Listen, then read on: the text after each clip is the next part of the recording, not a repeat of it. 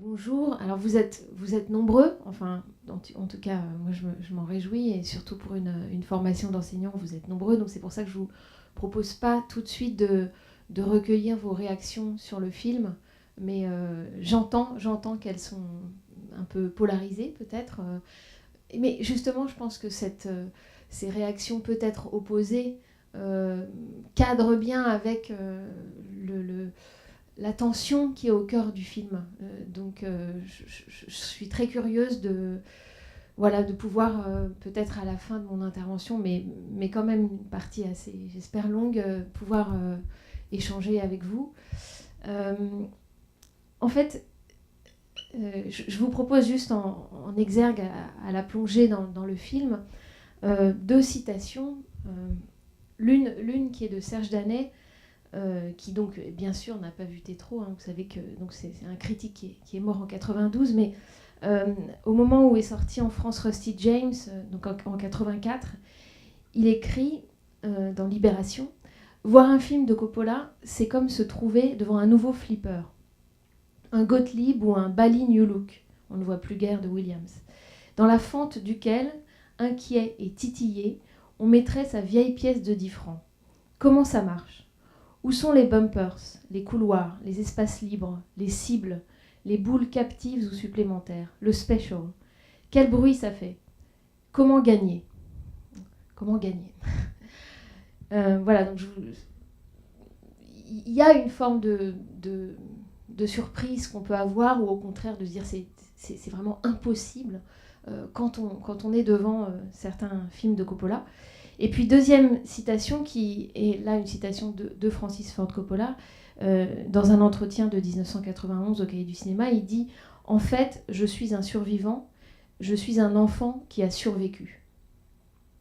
Voilà, donc je vous soumets juste ces deux phrases qui peuvent résonner après la vision de Tétro. Alors peut-être, et puis ensuite on rentrera bien sûr dans le détail du film, et je vous prie de m'excuser si vous connaissez déjà très bien la carrière de Coppola, mais il m'a semblé que quand même quelques éléments étaient importants, pas du tout pour retracer tout son parcours filmographique. Vous savez que quand il réalise Tétro, il a quasiment 70 ans, donc il n'est pas du tout question là de revenir sur tout son parcours. Mais il me semble quand même qu'il y a des éléments. C'est typiquement ce qu'on appelle un auteur, c'est-à-dire que c'est pas l'Europe ou la critique française qui décide de constituer un auteur, mais c'est au contraire quelqu'un qui a vraiment des thèmes récurrents qui le hantent, et puis une recherche formelle, c'est-à-dire que lui-même se pense cinéaste dans un imaginaire qu'il emprunte, je dirais, à la nouvelle vague et aussi à la critique des années 50. Il fait partie de cette génération qu'on a pu appeler le nouvel Hollywood, mais en tout cas de gens qui regardent beaucoup au début de leur carrière vers l'Europe, et qui donc pensent aussi leur travail de cinéaste comme un travail d'auteur. Vous savez que c'est dans les années 50 en France, notamment au Cahiers du cinéma, que s'est élaborée cette idée qu'un auteur, finalement, peu importe la qualité de chacune de ses œuvres, est quelqu'un qui se constitue par la récurrence même inconsciente de ses rêves, de ses thèmes, de ses traits de style, et que finalement importe moins de savoir si tel auteur fait un chef-d'œuvre que de comprendre la logique et la cohérence dans son œuvre. Je ne dis pas que c'est nous comme ça qu'on doit aborder ce film Tétro, et notamment pas forcément avec les élèves, mais je pense quand même qu'il y a quelques éléments du travail qui précède de Coppola qui sont intéressants et importants pour réfléchir à Tétro. Donc, premier élément, je pense, il a d'abord une formation théâtrale, c'est-à-dire qu'il a vraiment étudié le théâtre à l'université. Et puis, deuxième élément, il est l'un des premiers cinéastes de cette génération-là, donc né à la fin des années 30, à aller vraiment à l'université pour étudier le cinéma, ce qui était chose quand même très rare en 1960. Il va à UCLA vraiment poursuivre après ses études de théâtre des études de cinéma. Donc on voit là qu'il y a un changement presque de paradigme dans voilà, comment les cinéastes américains, cette nouvelle génération va vraiment se penser d'emblée cinéaste.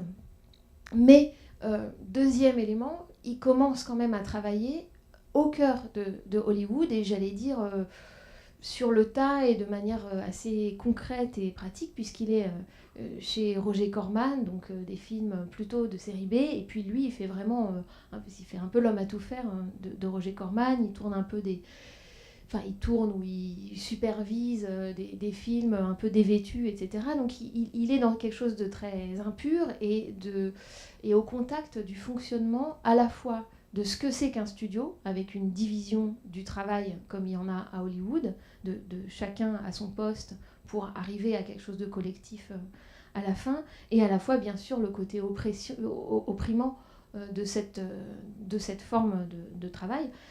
Bon, finalement, il s'en tire très bien parce qu'il arrive à faire quasiment financer par un studio, je crois que c'était Warner, mais à vérifier, à faire financer l'un de ses premiers films en disant « Ah, il me manque, tout est prêt, il me manque juste un peu d'argent pour boucler le budget ». Et évidemment, c'est avec cet excès qu'il utilise tout ce pseudo-ajout.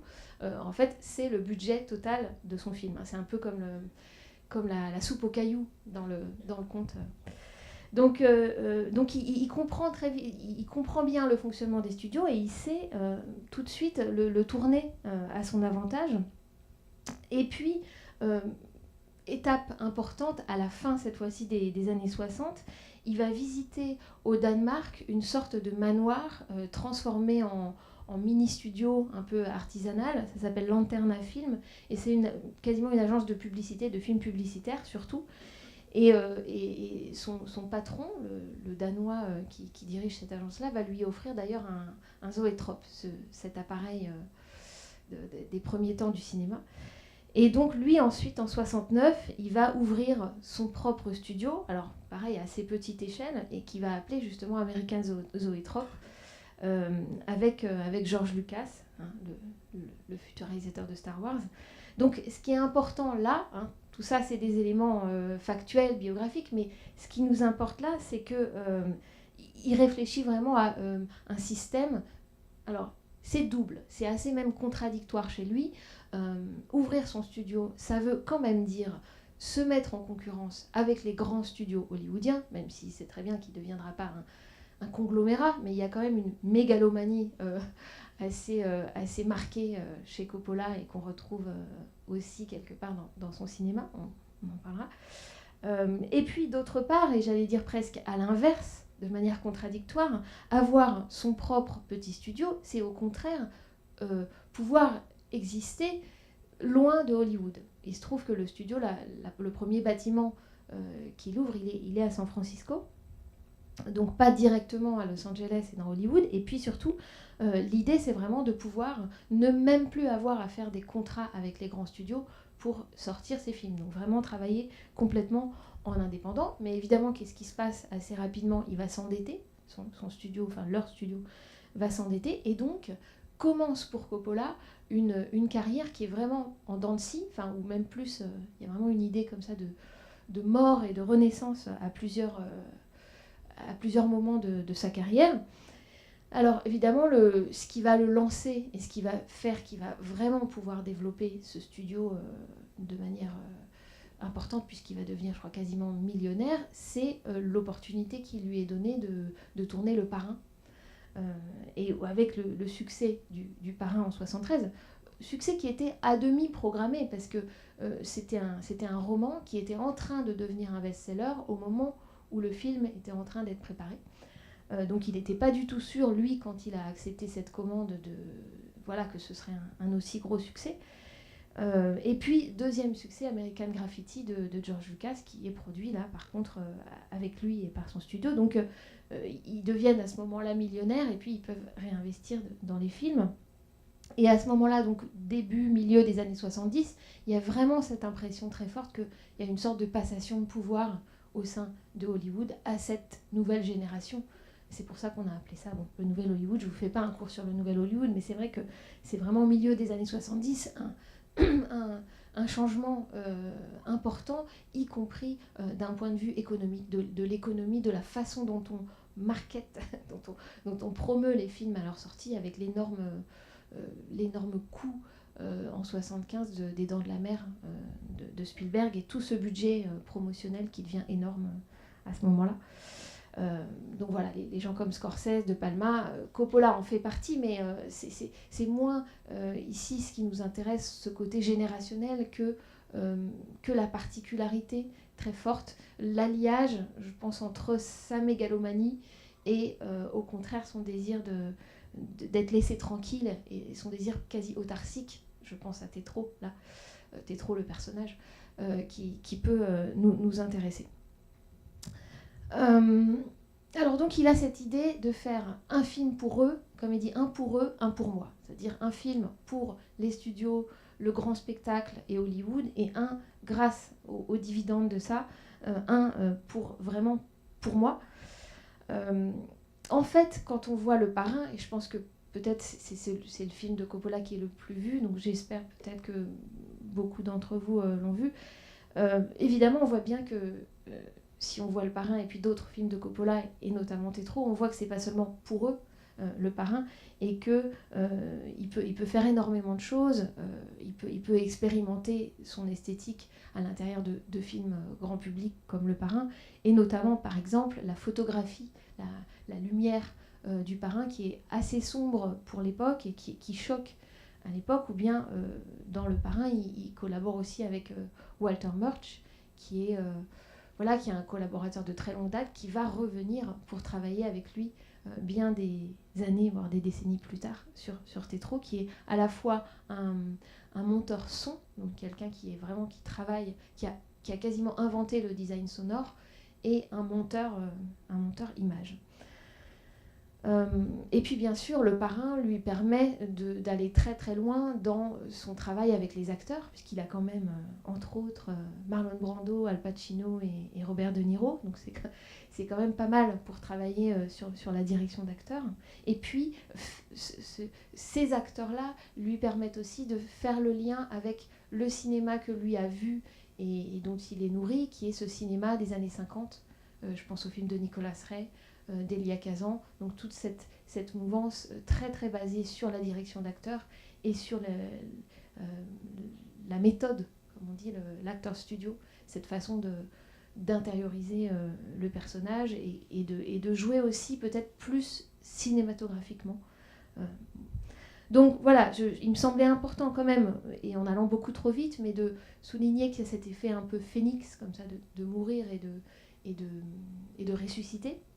Il va ressusciter économiquement en 92 avec Dracula, donc film de genre, mais qui a un énorme succès économique et qui va donc le renflouer, mais c'est toujours comme ça en dents de scie. Et puis donc de voir que dès le début, il y a cette tension entre, disons, film à grand spectacle, Apocalypse Now par exemple, et sujet intime, et cette grande forme et cette petite forme, mais aussi extérieur, intérieur, qui s'articulent et qui sont mises en tension à chaque fois. Et je pense qu'à l'intérieur d'un film comme Tétro, on voit, c'est-à-dire que même à l'intérieur d'un même film, cette tension, elle est perceptible dans les moyens qui sont mis en œuvre, et qui sont modestes, on va en parler, et dans aussi l'ampleur des sujets, parce qu'il y a une intensité dramaturgique, une intensité émotionnelle qui est, je pense, forte. Alors, le deuxième aspect en général de Coppola que je voulais évoquer, j'en ai un petit peu parlé, c'est son goût pour la technique. C'est-à-dire qu'en fait, il part du principe que le cinéma, il est vraiment né, alors on revient aux zoétropes, il est vraiment né de l'expérimentation, de gens qui ne savaient pas ce qu'ils faisaient, qui cherchaient techniquement, enfin qui découvrent en faisant. Donc, pour lui, la création de son studio, c'est vraiment lié à ça, lié au goût de l'expérimentation technique. C'est pas seulement tout cet aspect studio hollywoodien et mégalomane dont j'ai parlé. Du coup, Coppola, il va être, à l'articulation des années 70-80, il va être l'un des premiers à penser le cinéma électronique. Il appelle ça, à l'époque, le cinéma électronique, adjectif qui nous paraît aujourd'hui même un peu daté. Alors, c'est son film qui s'appelle Coup de cœur, One from the Heart, en 1981, et où vraiment il y a une histoire, etc. Hein, c'est un film de fiction, mais il appelle ça du cinéma électronique. C'est vraiment une expérience de cinéma électronique. Il va utiliser la Steadicam, cette caméra stabilisée qui est créée justement dans les années 70 et qui va permettre de faire des mouvements, mais tout en conférant à l'image une sorte de stabilité. Et puis surtout, c'est la façon dont il tourne qui est très expérimentale, puisqu'il va faire construire ce qu'il appelle the silverfish, le poisson d'argent, et qui est une caravane de laquelle il peut diriger sur un moniteur. Et puis surtout, donc c'est vraiment les premiers pas du retour vidéo, de ce qu'on appelle aujourd'hui le combo. Et puis surtout, en fait, dans cette caravane, il contrôle à la fois le son, l'image, et il commence quasiment à monter, alors pas en tournant, mais il ne faut pas exagérer, il ne monte pas en direct, mais il y a quand même cette idée qu'en fait, on bouleverse complètement la chronologie entre tournage, montage, post-production, avec toutes ces étapes. Là, il dit non, moi, il n'y a pas cette chronologie-là. Par exemple, il va décider pour coup de cœur, et puis ça va lui rester après dans toute sa carrière, de faire un filage, ce qu'on appelle en théâtre un filage, c'est-à-dire des répétitions des scènes avec les acteurs, mais vraiment dans leur marque, mais sur fond bleu ouvert. Et ça, c'est avant même le vrai tournage, et ça lui permet d'avoir en fait un storyboard vidéo. Donc c'est vraiment des idées qui changent beaucoup de choses, pas seulement dans la pratique des tournages, mais bien sûr dans l'esthétique des films eux-mêmes, et qui changent aussi peut-être le rapport au jeu d'acteur. Donc vous voyez, dès que ça a été possible, il a doublé aussi son tournage en pellicule 35, comme Coup de cœur est tourné en 35, d'un tournage vidéo, pour pouvoir en fait faire un pré-montage, commencer le montage avant même que les rushs, vous savez qu'en pellicule, les rushs mettent un temps à être développés quand même, donc on ne peut pas tout de suite travailler. Là, il a le même film, entre guillemets, mais déjà tourné en vidéo. Donc, voilà, tout ça pour vous dire que ça vient de loin, son goût de la technique, et que c'est pas... que c'est quelque chose qui lui importe beaucoup, même si on a tendance, parfois, parce que les sentiments, les émotions sont fortes dans Tétro, à être alors soit mise à distance parce qu'il y a trop de technique, soit au contraire à s'engouffrer dans l'identification avec les personnages et à oublier cet aspect-là. Alors, Tétro, au moment où il fait Tétro, en fait, souvent les films de Coppola vont par paires, vont par deux, et se ressemblent deux par deux. Donc en fait, juste avant Tétro, en 2007, il y a L'Homme sans âge. Je ne sais pas si certains d'entre vous l'ont vu. Ouais, on peut. Qui est aussi un film intéressant. Donc c'est vraiment une sorte de renaissance, parce qu'avant L'Homme sans âge, il y a à peu près 10 ans de trou du point de vue, en tout cas, cinématographique. Et L'Homme sans âge, c'est par contre un film inspiré d'un roman du romancier roumain Mircea Eliade, qui est vraiment un romancier très, très intéressant, mais qui fonctionne effectivement, ce film, L'Homme sans âge, par paire avec Tétro. Donc c'est un retour. Alors, L'Homme sans âge, il le tourne en Roumanie,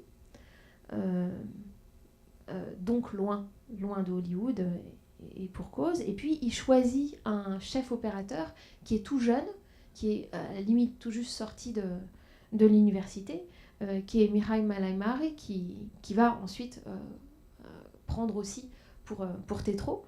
Et il choisit aussi une caméra particulière, et donc il fait son premier film en HD. C'est important que ce soit un film tourné en numérique. C'est la Sony F900. Donc pour les deux films, il a utilisé cette caméra. Il fait faire un stage à son directeur de la photo sur les possibilités particulière de cette caméra et sur la façon de la, comment on appelle ça, de la customiser, enfin de l'adapter à une recherche personnelle. Donc il y a vraiment cette idée d'artisanat, donc avec L'Homme sans âge, puis avec Tétro. D'ailleurs, il va tourner aussi Twixt, son film le plus récent, avec, dans ce même système et avec le même chef opérateur. On peut presque parler de trilogie. Donc, qu'est-ce que... Oui, alors, Juste sur L'homme sans âge, je disais fonctionnement par paire, parce que l'intrigue même de L'homme sans âge, c'est quand même, il y a un dérapage temporel très très très très bizarre, c'est-à-dire que c'est une sorte d'érudit qui a à peu près 70 ans, qui n'arrive pas à finir son livre sur l'origine des langues, et qui est foudroyé, bon bref, et qui va se trouver transporté dans le temps.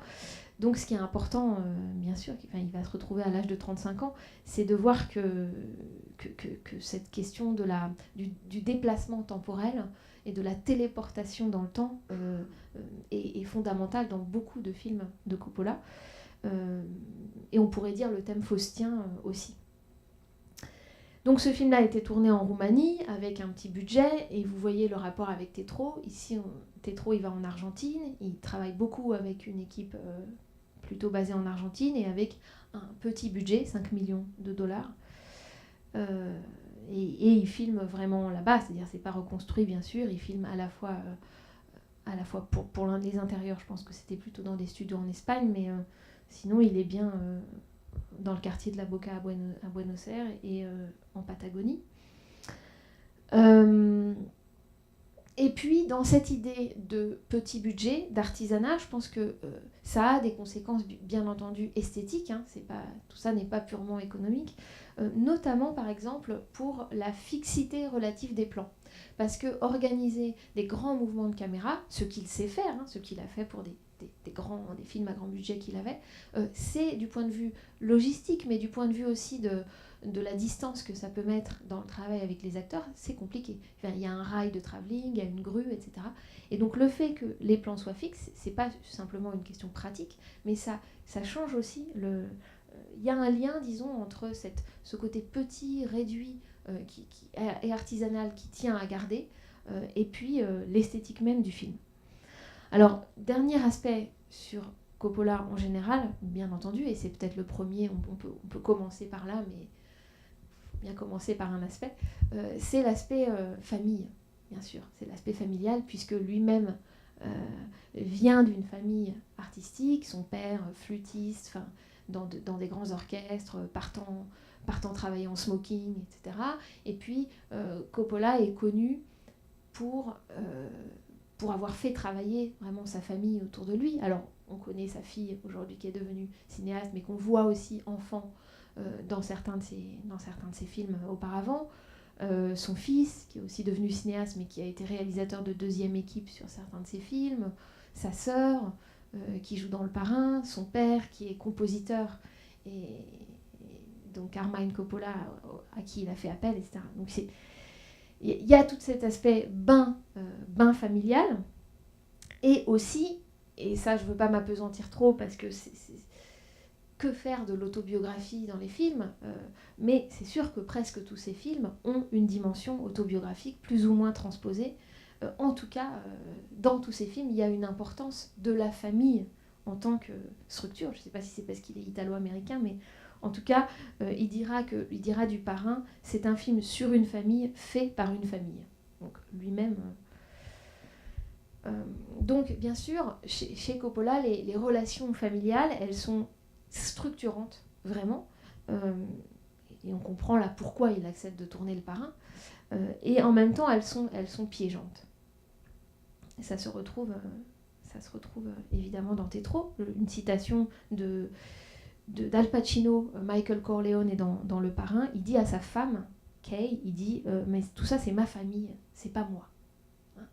Et si on entend cette phrase, mais eux c'est ma famille mais pas moi, on pense évidemment à Tétro, au personnage de Tétro dans le film. Alors pour cette dimension autobiographique, juste une petite citation de Coppola lui-même. Avec Tétro, il y avait des choses personnelles que je ne comprenais pas et que je voulais comprendre mieux en faisant le film. Même si j'ai mené une vie merveilleuse, quelque chose en moi me dit que je n'ai pas réussi à faire ce que je voulais faire. J'ai tourné ces deux films, donc L'homme sans âge et Tétro, pour des raisons personnelles et non commerciales, en réponse au désir ardent que j'avais dans ma jeunesse de créer quelque chose de passionné et de touchant qui montre des êtres humains dans des situations émotionnelles insupportables. Voilà, et ça me rappelle aussi la phrase aux funérailles du père dans Tétro, l'oncle Alfie, qui dit « Mais qu'est-il arrivé à notre famille ? Nous aimions tant. » C'est presque le titre du film de Scola, « Nous nous sommes tant aimés. » Qu'est-il arrivé à notre famille ? Nous nous aimions tant. Alors, pour rentrer peut-être un petit peu de manière plus détaillée dans l'étude de Tétro, je vous proposerai un premier détour en fait par un film qui précède, j'en ai parlé, Rusty James, mais peut-être poser par quel point entrer, peut-être ce qui paraît le plus évident, enfin la situation dramaturgique de départ, et qui est cette mise en miroir des deux frères, c'est-à-dire l'arrivée de Benny qui cherche son frère en exil, et donc cette idée que le cadet idéalise l'aîné. Vous savez que quand Benny arrive, on voit très nettement dans la rue un graffiti. Alors, il n'y a rien de très léger dans le style de Coppola, mais du coup, tout fait sens. Le graffiti sur le mur qui dit ne lâche pas la corde qui m'attache à ton âme. Donc cette question du lien familial, on voit que Benny vient pour renouer et même pour tisser un lien qui est tellement lointain qu'il faut vraiment le retresser. Ce qui est intéressant dans cette première mise en situation, mise en miroir des deux frères, c'est d'abord le choix de casting quand même. C'est-à-dire qu'on a vraiment une mise en face à face d'acteurs qui sont inégaux du point de vue de leur expérience du jeu, du point de vue physique aussi, c'est assez frappant. Donc Vincent Gallo, qui est déjà réalisateur aussi, qui a vraiment tout un bagage, réalisateur notamment du très très beau, je trouve très beau de Brown Bunny. Donc il y a une expérience, qui a une intensité, qui est vraiment connue pour l'intensité de son jeu, mais aussi quelque chose de très coupant, d'assez égocentrique. Je me souviens de la projection à Cannes de Brown Bunny où les gens se moquaient, riaient du fait que dès le générique de début de son film, tout est écrit produit par Vincent Gallo, réalisé par Vincent Gallo, costume Vincent Gallo, musique Vincent Gallo. Donc cette idée d'un être qui est peut-être enfermé dans lui-même, tout ça est quand même porté par le choix de cet acteur. Et puis en face, et comme par hasard habillé en blanc et en marin, comme un petit baigneur, le Aldon, comment il s'appelle j'ai déjà oublié son nom, Ehrenreich, que Coppola réemploie d'ailleurs pour Twixt, et qui a vraiment quelque chose de très candide. Bon, il y a peut-être une ressemblance avec James Dean, moi je suis pas si sûre, mais en tout cas vraiment qui porte ce côté candide. Alors, pourquoi Benny revient ? On comprend qu'il est à la recherche non seulement de son frère, mais aussi de l'image du frère qu'il a admiré. Et ce qui est intéressant, c'est qu'on voit dans leur première, quand ils vont sortir ensemble au café, que Benny est, je trouve, très attentif à cette mise en scène que son frère a pour ses amis théâtreux autour. C'est-à-dire qu'il recherche l'image, il recherche de l'admiration que lui-même a éprouvée pour ce frère dans leur enfance. Et en fait, qu'est-ce qu'il trouve ? Il trouve quelqu'un quand même de très amer, de bloqué dans son processus de création. Donc je vous propose d'emblée peut-être, puis ensuite ça nous permettra aussi de rentrer peut-être dans la chair de Tétro, mais ce dernier petit détour qui n'en est pas un, puisque je pense vraiment que Rusty James, donc, qui a pour titre original Rumblefish, ce film de 83 est vraiment à mettre en regard de Tétro. Donc peut-être, je vous ai mis 2 extraits bout à bout. D'ailleurs, c'est un film que Coppola a dédié à son frère aîné, Auguste, qui est le père de Nicolas Cage, qui joue dans plusieurs des films de Coppola, et qui là, bon, on ne va pas le voir, mais qui joue dans ce film-ci, dans Rusty James, et d'ailleurs il porte le blouson de son père, enfin bon, tout ça est...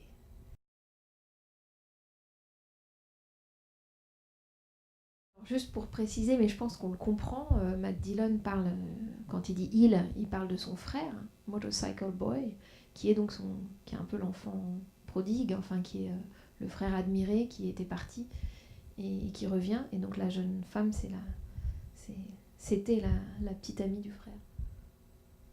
Chacun dans la ville cherche à tourner, à graviter autour de ce frère, à le phagocyter presque. C'est une sorte de figure de héros un peu malgré lui, mais aussi pour son frère cadet.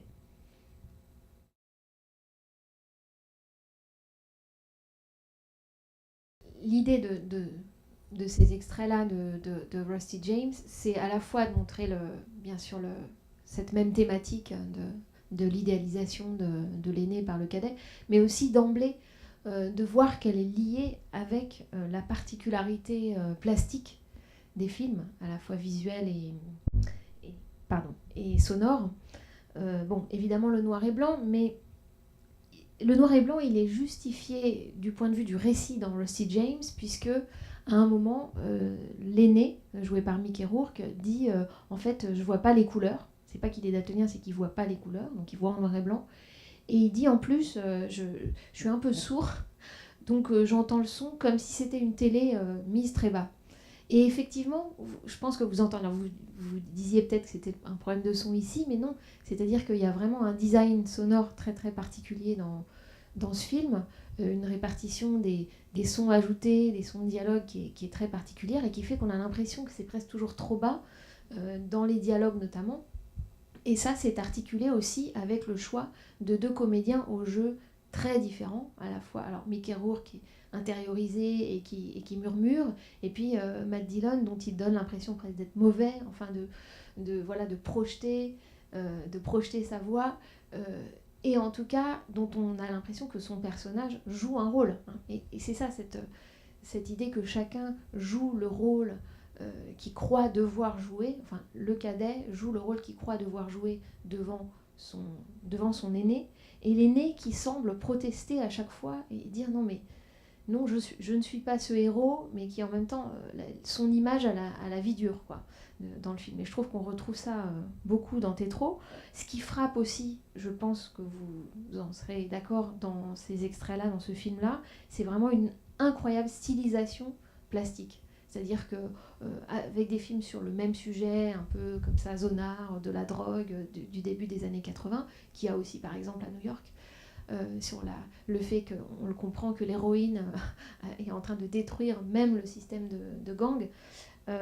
Et c'est encore plus le cas à New York qu'à Tulsa ou à Cleveland. C'est vraiment que c'est abordé avec un effort de stylisation plastique tel que la forme menace toujours de faire écran au récit, je trouve, et qu'on est vraiment très très proche d'une forme d'expressionnisme. Expressionnisme vraiment au sens historique de l'histoire du cinéma, donc l'expressionnisme allemand avec tout son travail sur le décor. Alors c'est un peu vite dit, mais bon, le décor comme extériorisation de tensions et de sentiments intérieurs extrêmes des personnages, avec des torsions, etc. Alors là, c'est pas vraiment imprimé au décor, mais c'est imprimé par des choix d'angle de caméra, par tout un travail sur le contraste, sur le contraste du noir et blanc, sur les ombres. Hein, c'est pour ça que j'ai laissé un petit peu cette fin avec les plans sur les lieux et sur l'ombre de l'escalier. Et donc non seulement expressionnisme du début, enfin de l'ère muette, mais aussi la façon dont l'expressionnisme a nourri le travail, par exemple, d'Orson Welles, et notamment dans Citizen Kane, avec ces plans qu'on va retrouver dans Tétro, où on a un objet qui est très proche, grâce à la profondeur de champ, ou au contraire par un jeu sur les focales. On a aussi un arrière-plan soit flou, soit au contraire très très très très net grâce à l'usage de certaines focales. Alors peut-être, pour mettre tout de suite en regard Tétro, je vous ai pris quelques compositions. J'ai pris quelques captures du film. Alors c'est des remarques un peu différentes, mais c'est à divers moments du film. Je les ai classées par ordre chronologique. Je trouve que prendre des captures, c'est toujours intéressant parce que c'est une autre approche du film, et plusieurs choses, à la fois sur des effets de montage, donc dans cette idée que la forme est tellement importante qu'elle est toujours au bord de surpasser, enfin de bloquer même notre identification et notre entrée dans les émotions du film. Juste, déjà cette transition de montage, enfin cet effet de montage, vous voyez, par exemple, entre la tête décapitée de la danseuse et ensuite Tétro qui réveillé par un bandeau de lumière comme ça, donc d'une tête à l'endroit, mais quand même coupée à une tête à l'envers, mais coupée par le cadrage. Alors ensuite, oui, et pareil, la bizarrerie d'un angle quand Miranda vient le réveiller, où vraiment, nous spectateurs, on doit presque se demander ce qu'on est en train de voir. Et où en même temps, tout est significatif, puisque il y a le manuscrit à droite, le Benny en train de dormir et Miranda floue. Miranda qui est toujours ce personnage qui à la fois donne l'impression d'être une présence structurante pour Tétro et en même temps d'être toujours un peu en retard sur les informations généalogiques qui concernent les deux frères. Voilà, donc étrangeté de ce cadrage en contre-plongée. Et puis, bon, les miroirs, j'en parlerai peut-être après, on va avancer. Parce que... Oui, alors là, je voulais, par exemple, la façon dont un plan silencieux, qui n'est pas un plan narratif, il n'y a pas de dialogue, anticipe en fait sur le récit. Par exemple, il me semble que cette façon de filmer Tétro et Miranda, moi, me fait penser à une photographie presque de famille, de parents, en fait. Et donc, même si on ne sait pas encore à ce moment-là qu'il va y avoir cette surprise de changement de statut de Tétro par rapport à Benny, ne serait-ce que physiquement de voir ce plan-là, anticipe et fait partie donc de la façon dont l'image parfois, ou le son, précède le récit. Voilà. Et puis l'autre série de photogrammes que je voulais vous montrer, c'était, donc j'ai fait des captures de miroirs.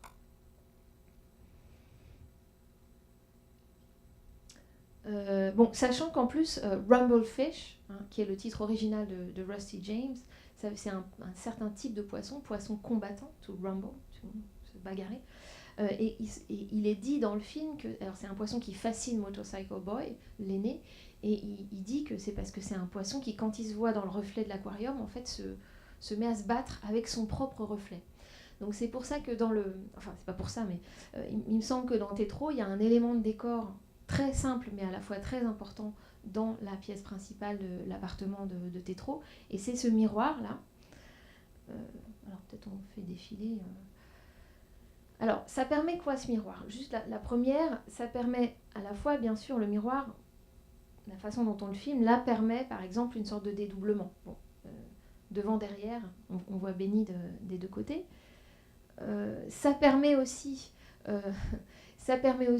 de mettre à distance les relations, en tout cas de se dire que quand Tétro parle avec... sa compagne, mais que c'est en fait au reflet de sa compagne qui parle, il y a peut-être aussi cette idée qu'elle ne sait pas tout et qu'il n'est pas encore dans l'authenticité que lui pourtant prône. Et là, voilà, oui, alors là aussi, voilà, c'est toujours ce miroir avec la difficulté qu'on connaît qu'il y a à avoir un miroir dans son décor parce qu'il ne faut pas que les caméras se reflètent dedans.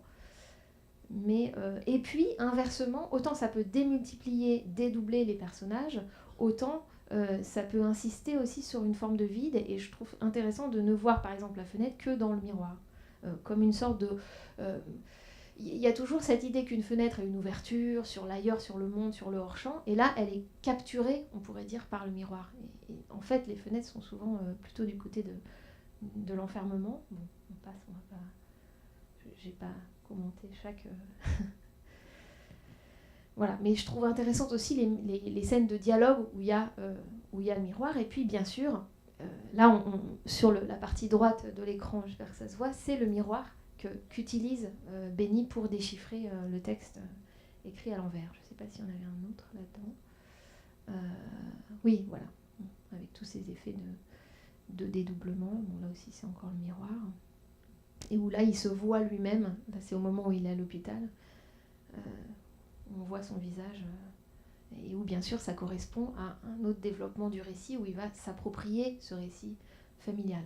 Donc vraiment il y a une façon dont la composition et dont les choix d'accessoires structurent le récit, voire précèdent des développements du récit. Ce miroir, c'est à la fois l'objet de l'identification du cadet à son aîné, mais c'est à la fois, enfin c'est plus, je pense, dans le film.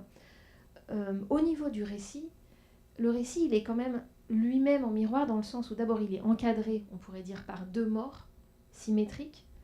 Alors, je m'explique pourquoi deux morts. L'une qui est symbolique, qui est Tetro disant à son frère Angelo est mort, et puis à la fin, la mort réelle du père. Donc, je pense que le récit lui-même, et c'est pour ça que je pense que le document toujours le plus utile, c'est je vais pas là, mais c'est le découpage séquentiel. Je trouve que c'est vraiment un outil très très bien et à faire avec les élèves. On peut pas refaire avec les élèves on peut pas refaire un découpage séquentiel, on peut pas le faire aux élèves, mais par contre, peut-être les grandes parties. Et là, il se trouve que la personne qui a écrit le livret donne 4 grands épisodes, et je trouve que ça, on peut tout à fait le retrouver.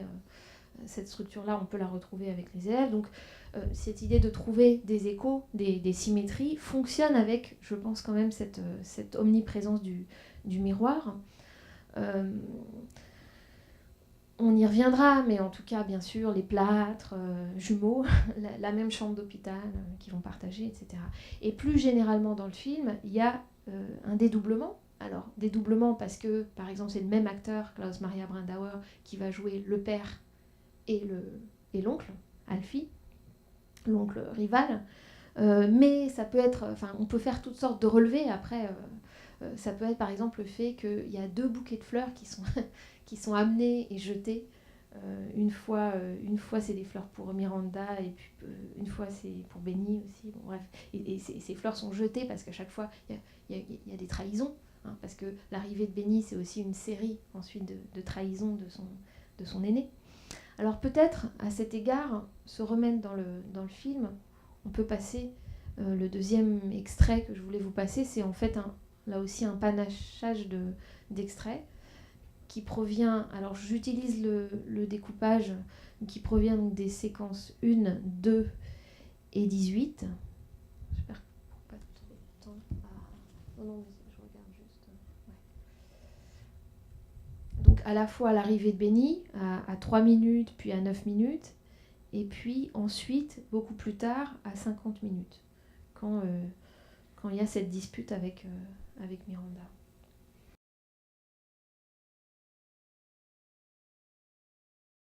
Je voulais vous montrer ensuite, mais peut-être qu'on ne va pas voir tout l'extrait, le lendemain matin, c'est-à-dire toujours sur cette idée de fausse fenêtre, j'allais dire.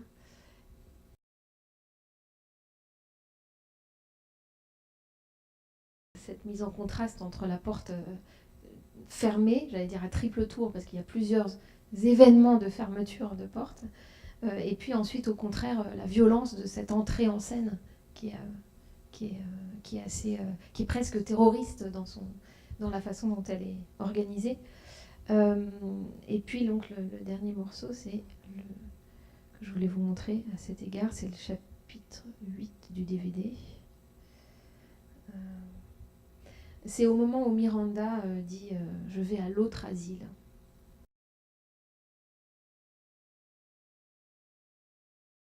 L'idée, c'est que les miroirs et les portes-fenêtres, ces espèces de fausses fenêtres, cet élément de décor assez hybride entre la porte et la fenêtre, à la fois, je trouve, participe d'une certaine théâtralité, de la façon dont Coppola a tendance à transformer en scène de théâtre à peu près chacun de ses décors, mais aussi théâtralité, je le disais pour Tetro, quand il fait son entrée, ou quand au contraire il joue du retrait et qui fait qu'on entend juste au son le bruit de la porte qui se ferme.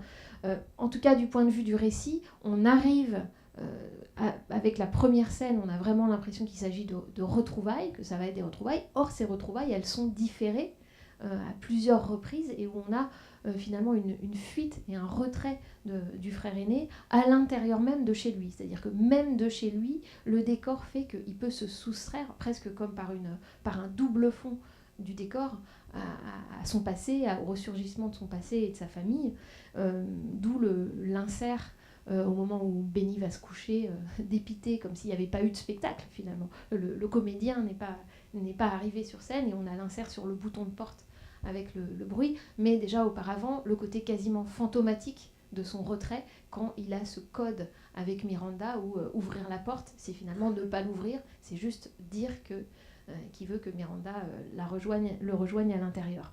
Donc cette espèce de réitération du retrait va fonctionner dans le récit avec aussi une stratégie de surgissement répété.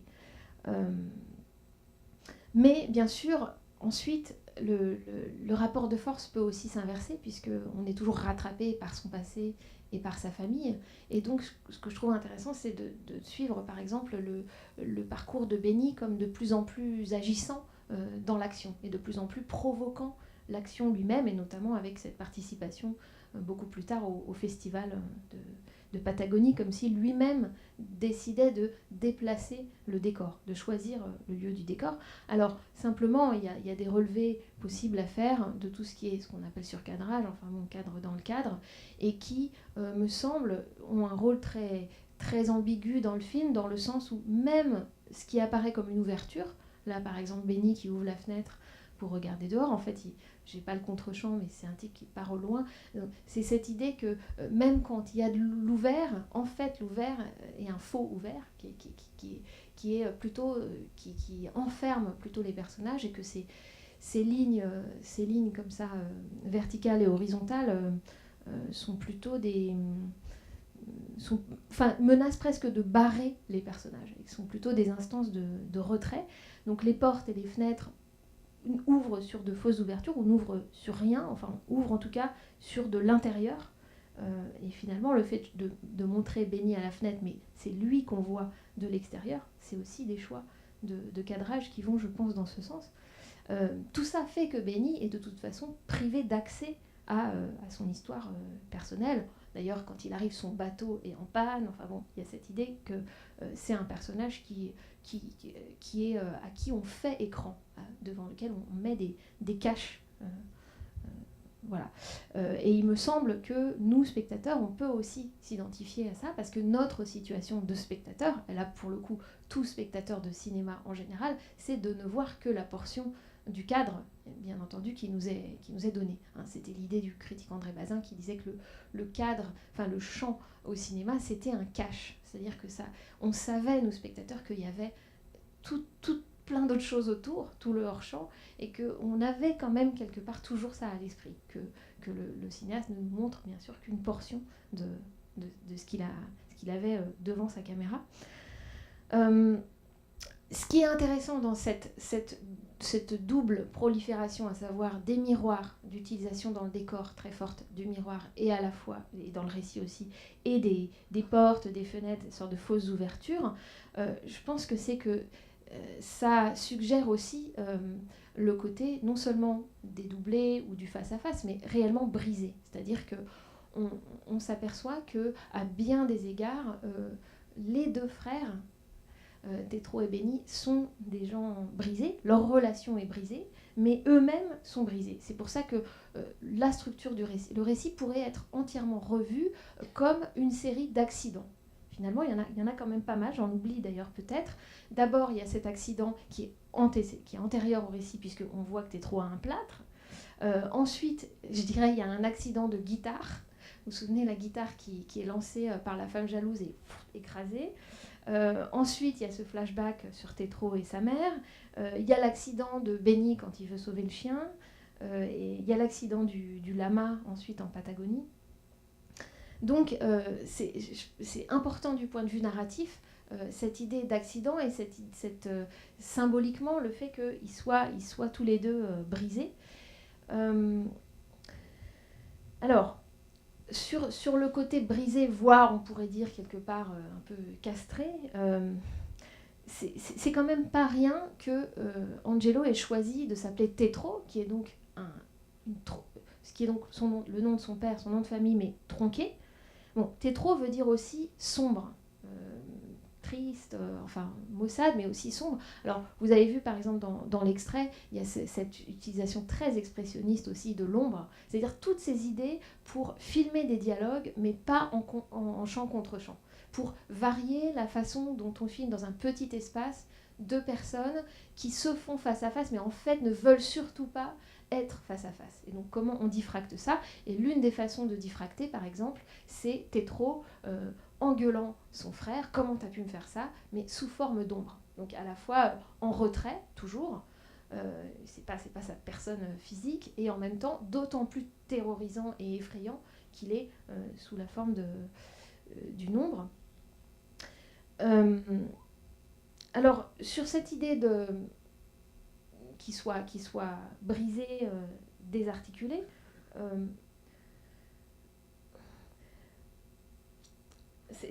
on peut quand même parler de castration symbolique si on revient à la figure quand même du père. Hein. Et quand je disais que Coppola, c'était pas du tout quelqu'un qui faisait forcément dans la dentelle, c'est vrai que je voulais aborder ici un petit peu de front son emphase, ce que Danet appelait un art de l'amplification.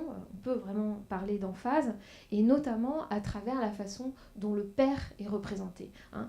C'est-à-dire que pourquoi ces deux fils sont brisés, par qui ils sont brisés? Par cet homme à la baguette, dont la baguette sera elle-même brisée après sa mort par son propre frère. Mais en tout cas, réfléchir peut-être aussi avec les élèves sur cette figure de père ogre, cette figure monstrueuse et montrée de manière monstrueuse. Alors oui, j'ai fait quelques captures où en fait on voit son portrait à son enterrement, et puis il y a un fondu sur son masque. Je ne sais pas si c'est un masque mortuaire, mais en tout cas, comme si, à peine mort, l'homme était déjà statufié. Et que cette rigidité qu'il avait de son vivant, elle est... voilà, même mort, il n'est pas du tout sûr que cette mort assure une mort symbolique à ce père. Et d'ailleurs, la preuve, coup ultime envers ses fils, il décide d'aller se faire enterrer à Buenos Aires, où son fils, Tetro, s'est exilé. Donc on voit bien qu'on est toujours rattrapé par la famille qu'on cherche à fuir. Mais en tout cas, c'est une façon peut-être de réfléchir avec les élèves, d'aborder ce qui peut dérouter, voire dégoûter dans le film, à savoir le trop, sans jeu de mots avec le titre.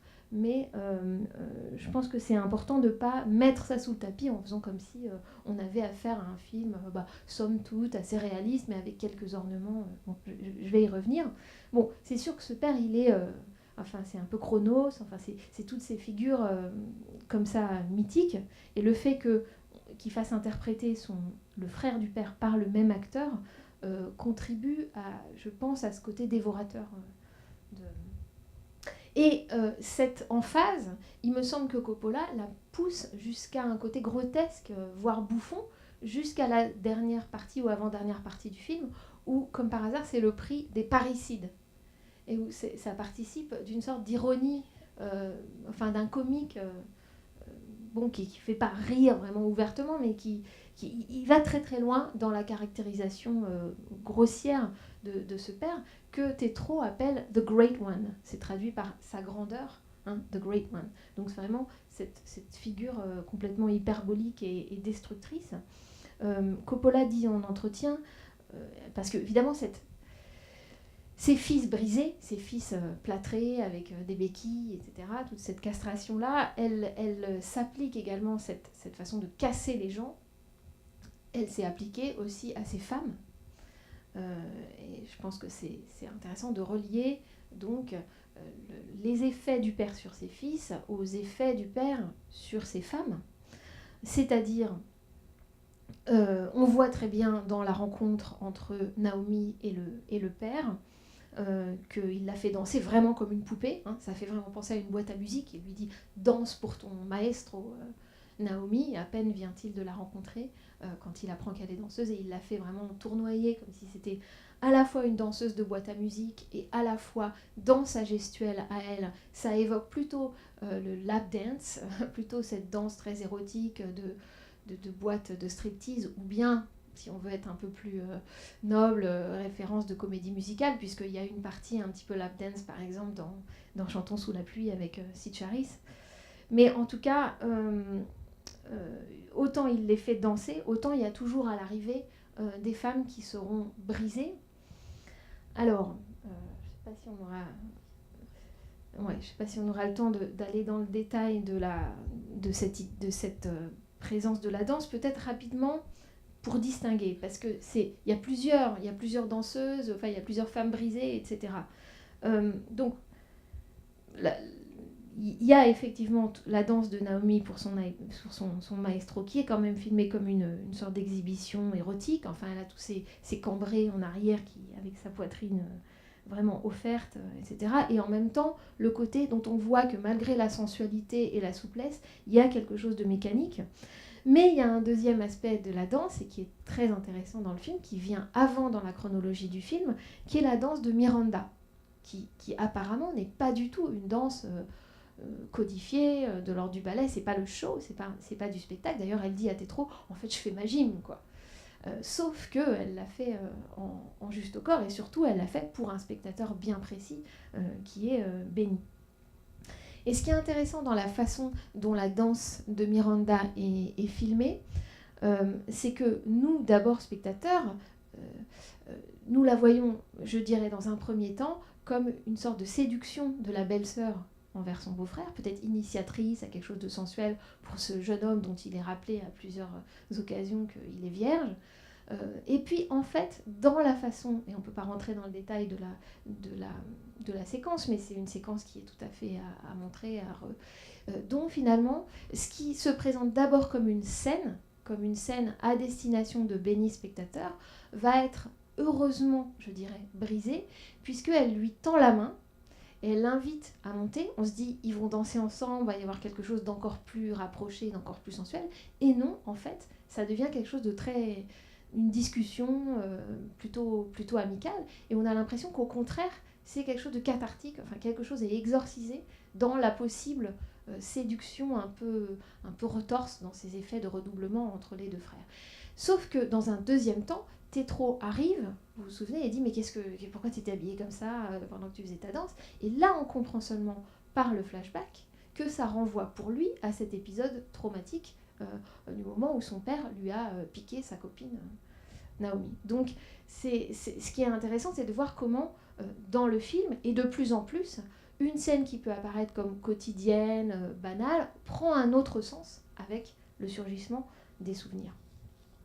Je vais y revenir, mais peut-être troisième aspect de la danse, c'est la citation du film Les Contes d'Hoffmann de Michael Powell et Emmerich Pressburger, qui est vraiment un film très intéressant. Il cite aussi Les Chaussons rouges des mêmes auteurs, mais plus précisément le film qu'on voit, donc c'est Les Contes d'Hoffmann. Peut-être on ne va pas forcément revoir l'extrait parce qu'il est dans le film. Bon, ce film existe en DVD en France. Je trouve intéressant de le revoir, et d'autant que ça ne vous aura pas échappé, on voit donc une première fois l'extrait du film, et puis ensuite, lui, Coppola, a fait refaire ce ballet par une compagnie argentine de danse, sauf que dans la séquence qu'on voit toujours de Coppelia, le moment où, disons, l'amoureux de l'automate, c'est quelqu'un qui a acheté un automate en pensant que c'était une vraie danseuse, et qui s'aperçoit que c'est un automate, et à un moment, l'automate va tomber et se détruire. Sauf que dans la recréation du ballet en danse plus ou moins contemporaine par Coppola, évidemment, il n'y a pas les effets cinématographiques, et donc la danseuse n'est pas coupée en morceaux de fait. Donc il y a un jeu comme ça entre la séquence citée qui est presque à la Méliès, avec cette tête coupée, hein, comme la capture que je vous ai montrée, qui utilise vraiment des trucages de cinéma. Hein. Ça ne peut être fait comme ça qu'au cinéma. On ne peut démembrer physiquement une danseuse qu'au cinéma. Et puis ensuite, le côté vraiment plus danse qu'il a choisi de faire. Et ça peut être intéressant, je trouve, de passer les 3 extraits dansés, c'est-à-dire à la fois cet extrait des contes d'Hoffmann, avec tout ce technicolor du début des années 50, à la fois le Coppelia contemporain, et à la fois l'accident de la mer stylisé, enfin à la fois pas stylisé et stylisé, l'accident souvenir, et puis l'accident ensuite comme dans un opéra où elle s'élève comme ça avec les filins. Ça peut être intéressant à combiner. Du coup, comme j'accélère, j'ai peur de tout mêler, mais peut-être vous me direz s'il y a des questions autour de ça. Ce qui me semble intéressant dans cette idée de ces femmes que le Père Tout-Puissant va briser, va démantibuler, et j'allais dire que le fait que les fils soient brisés, c'est comme des accidentés, c'est comme des dommages collatéraux, enfin, ou des effets comme ça par cercle, par onde. C'est que quand même, cette utilisation, c'est le lien entre la danse et le cinéma, qui, à l'évidence, vu la récurrence des différents régimes de danse qu'introduit Coppola dans son film, c'est quelque chose qui l'intéresse. C'est pas juste une illustration d'un film où il y a des ballets. Et comme par hasard, il est dit dans le récit que Tétro a montré à son frère à la fois les chaussons rouges, à la fois les contes d'Hoffmann, et que donc leur fascination à tous les deux pour le théâtre découle d'un film, vient du cinéma lui-même. Hein. Je le disais, le zoétrope, c'est un instrument de décomposition, mais aussi de recomposition du mouvement. C'est vraiment le cœur du cinéma. Et finalement, je pense qu'il y a un rapport qui est établi comme ça entre l'automate et le montage. Alors, ça paraît, comme je vais un peu vite, ça paraît un peu théorique, mais on pourra éventuellement revenir là-dessus. C'est-à-dire, ce que je veux dire, c'est qu'il y a 2 niveaux. Il y a le niveau presque psychologique, voire psychanalytique de le fait d'accidenter ces enfants et ces femmes, de les briser. Mais il y a aussi un autre niveau qui est plus un niveau formel, qui intéresse Coppola, qui est ce rapport entre, disons, le cinéma comme mécanique dans son montage, puisqu'il s'agit de mettre bout à bout des fragments, et la danseuse comme figure unique jusqu'au moment où elle va se démantibuler. Alors je pense que ce retour sur les différents moments dansés du film peut être une occasion donc de questionner vraiment la présence des autres arts dans le film et de voir si ça fait pas trop, pourquoi finalement Coppola convoque tous ces arts, ou en tout cas à quel effet. Est-ce que c'est juste une façon d'entrelarder le cinéma d'autres choses, ou est-ce qu'on peut quand même en faire plus sens avec ces différentes présences. D'abord, bien noter que l'introduction de ces arts est faite de manière quand même relativement graduelle et suit une sorte de crescendo qui fait que ça amplifie le film. C'est-à-dire qu'il y a un début quand même relativement réaliste dans le régime d'image, et qu'ensuite ça se complique et que du coup ça s'amplifie, et qu'il y a un effet opératique jusqu'au final qui fait vraiment penser pour le coup à un opéra. Alors, donc cette question c'est la question au fond de l'hétérogénéité formelle aussi du film, c'est-à-dire pas seulement la présence des autres arts, mais quand même les autres arts. Je veux dire, il y a la danse, mais il y a aussi le théâtre, et on voit des extraits des pièces. Il faut voir quel théâtre et quelle ironie il peut y avoir aussi à ce type de représentation, face à ce type de représentation théâtrale, mais aussi donc l'opéra, puisque la scène de l'accident stylisé, c'est vraiment une scène opératique. Et aussi, j'allais dire, si je peux me permettre de l'introduire dans les arts, la radio, parce qu'il y a cette séquence de la collimata, la radio, à l'intérieur de l'hôpital psychiatrique, où finalement, c'est quand même les gens qui se mettent en scène. C'est parce qu'ils ont un dispositif particulier d'écoute qu'ils peuvent avoir accès à une sorte d'anamnèse psychanalytique. C'est parce que, comme dit Miranda, la thérapeute, dès qu'on prend un micro, on crée une situation d'écoute. Donc on a on a la chance que les gens convergent. Par exemple, vous me regardez tous au fond, merci, mais c'est parce que j'ai le micro, quoi. Bon, bref. Donc, ça crée des scènes. Alors, cette question de l'hétérogénéité formelle, je pense pas que ce soit... Enfin, je pense qu'il est important, quand on parle aux élèves, de la prendre à bras le corps, quoi, et de pas essayer de dire oui, bon, il y a un peu d'opéra, un peu de danse, mais au fond c'est pas ça, l'important c'est le mélodrame, c'est la confrontation des frères. Non, il faut vraiment y aller, je pense, dans ce goût pour les autres formes. Alors, par exemple, au milieu des années 80, Coppola il va étudier le kabuki, un certain théâtre japonais. Il dit c'est une forme de spectacle, ça c'est dans un entretien au début des années 80, c'est une forme de spectacle où le décor, la musique, la danse et le chant interviennent tour à tour pour soutenir l'intrigue et sont mises en vedette alternativement pour contribuer à tel ou tel mouvement particulier de l'histoire. Donc déjà, ça le travaille depuis longtemps et c'est quelque chose qui est vraiment récurrent dans la façon dont il conçoit ses projets. Plus tard, non, la même année, dans le même entretien, il dit aussi de coup de cœur, qui finalement sera complètement autre chose. Il dit « Mes deux protagonistes seraient l'Amérique et le Japon. Ce serait un film très long, car il ne se limiterait pas à une période historique et n'aurait pas un format unique. Ce serait comme une tapisserie, où chaque élément renforcerait son voisin. Il y aurait par exemple la première rencontre entre les États-Unis et le Japon en 1856, et en même temps peut-être sur une colline, un seigneur japonais avec sa femme dans un château. Ce grand projet utiliserait la danse, la musique, la poésie, et irait du Japon au Vietnam en passant par l'Amérique. » C'est complètement délirant.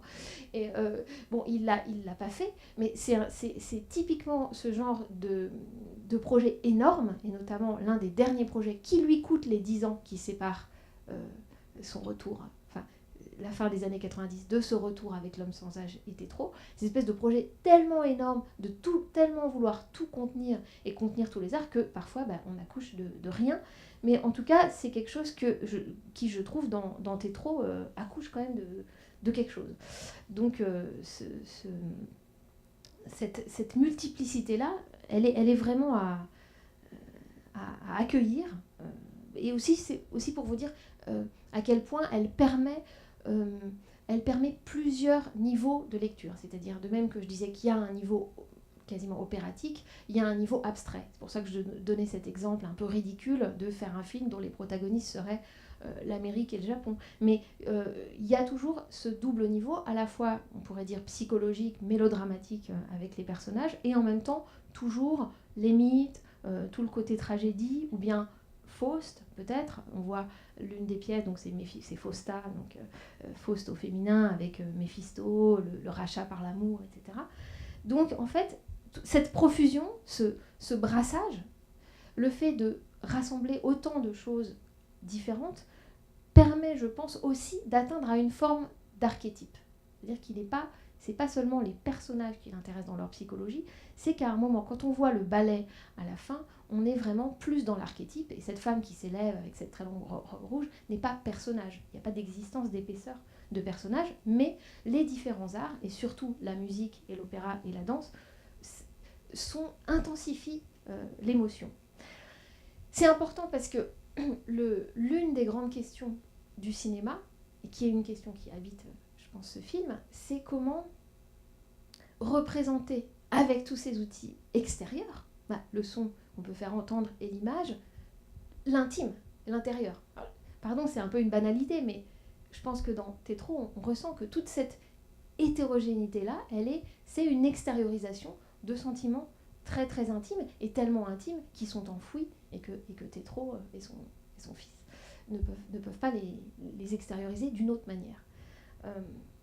Donc c'est vraiment ce qui caractérise je trouve, l'originalité du film, mais aussi son côté très déroutant, c'est justement cet alliage de réalisme, d'intimisme et d'extrême extériorité, d'artifice extrême, effectivement, des séquences dansées, des séquences opératiques. Cela dit, des gens très différents, des cinéastes très différents, quelqu'un comme Renoir par exemple, qui a beaucoup réfléchi sur son propre parcours, son travail, dit moi j'ai alterné entre des films où je faisais du réalisme extérieur et des films où je faisais du réalisme intérieur.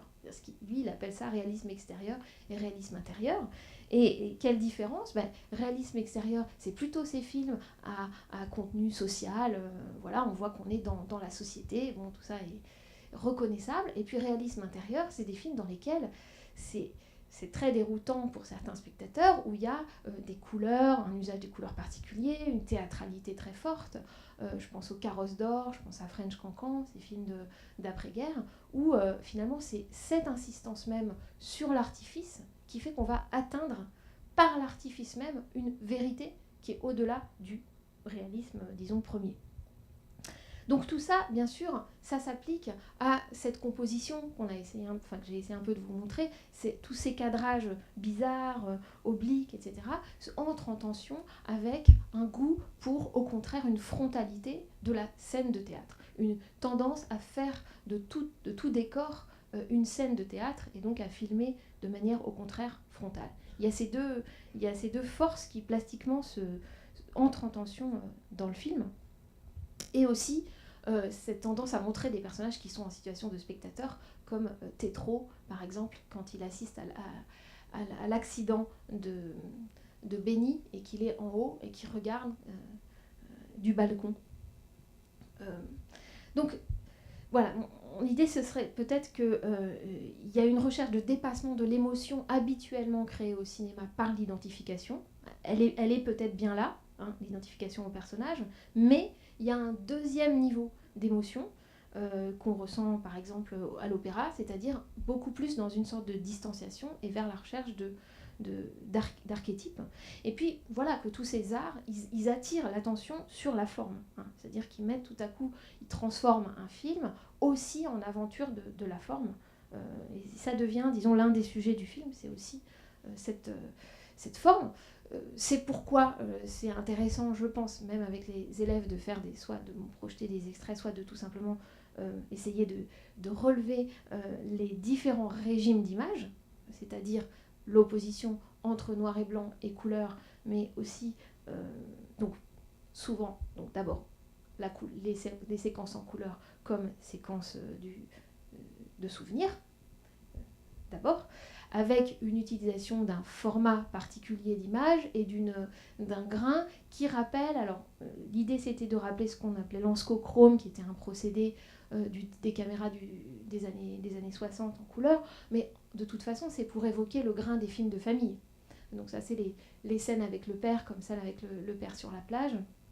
Donc il y a ce régime-là, sachant que donc, le noir et blanc, le présent, il est en scope, et qu'il y a aussi des différents formats, l'image est moins large ensuite, et puis il y a aussi les images de ballet filmées, qui eux sont filmées sur fond bleu, avec ensuite ajout des effets spéciaux après. Donc il y a tous ces différents régimes d'images.